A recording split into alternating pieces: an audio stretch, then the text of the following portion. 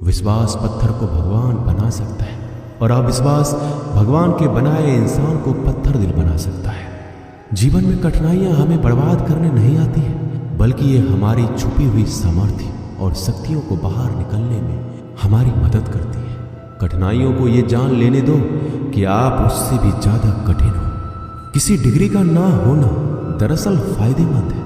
अगर आप इंजीनियर या डॉक्टर हैं तब आप एक ही काम कर सकते हैं, पर यदि आपके पास कोई डिग्री नहीं है तो आप कुछ भी कर सकते हैं। बारिश के दौरान सारे पक्षी आश्रय की तलाश करते हैं, लेकिन बाज बादलों के ऊपर उड़कर बारिश को ही अवॉइड कर देता है।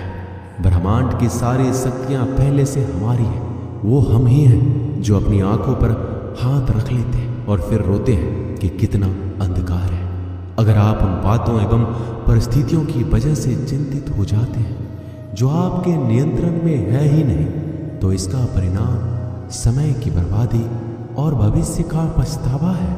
श्री कृष्ण कहते हैं कि जो एक बार अपमान सह ले वो मनुष्य है, जो 2 बार अपमान सह लेता है वो महात्मा है, और जो 3री बार अपमान सहता है वो व्यक्ति मूर्खों की गिनती में आ जाता है। दोस्तों, कई लोग कहते हैं कि लोग बेवजह हमारा बार बार अपमान करते हैं, कुछ कहते भी नहीं तो भी लोग हमारा अपमान करते हैं। पर अगर कोई हमें बार बार तंग करे, अपमान करके हमें ताना मारता रहे या हमारी हंसी उड़ाते रहे, तो हमें क्या करना चाहिए या फिर उसका जवाब देना चाहिए?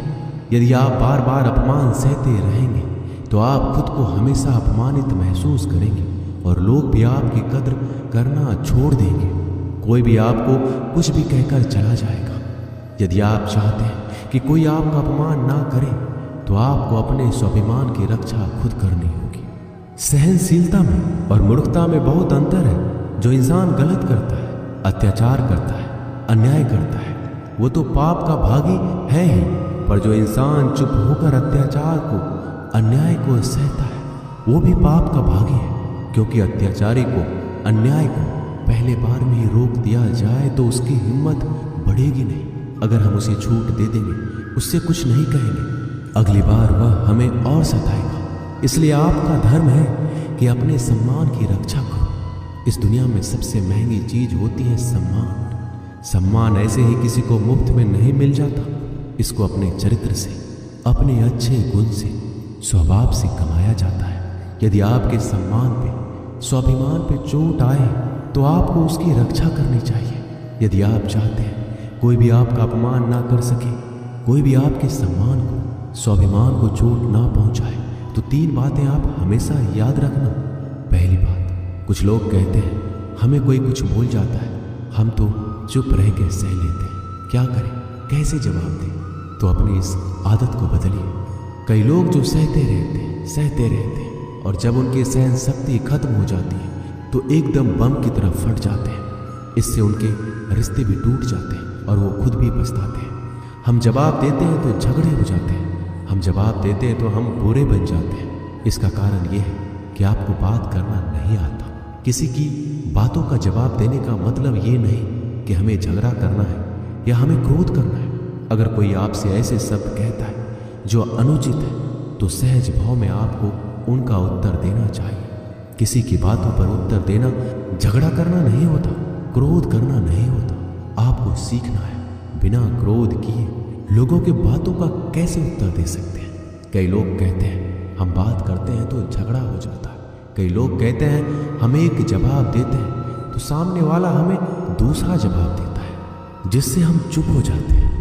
हम क्या करें, हम बात नहीं कर पाते। जब तक आप बात नहीं करेंगे तब तक आप बात करना नहीं सीख पाएंगे। ऐसे तो आपको हर कोई चुप करा के चला जाएगा। जितना आप बात करेंगे उतना लोगों की बातों का बेहतर जवाब दे पाएंगे। आप बात ही नहीं करेंगे, आप उत्तर ही नहीं देंगे, तो कैसे आपकी बुद्धि का, आपकी वाणी का विकास होगा।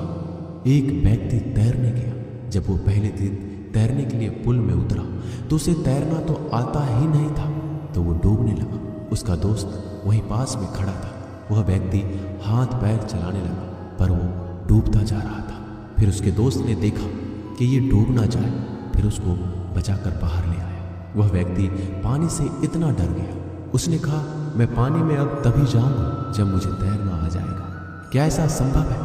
क्या कोई व्यक्ति पानी में उतरे बगैर तैरना सीख सकता है?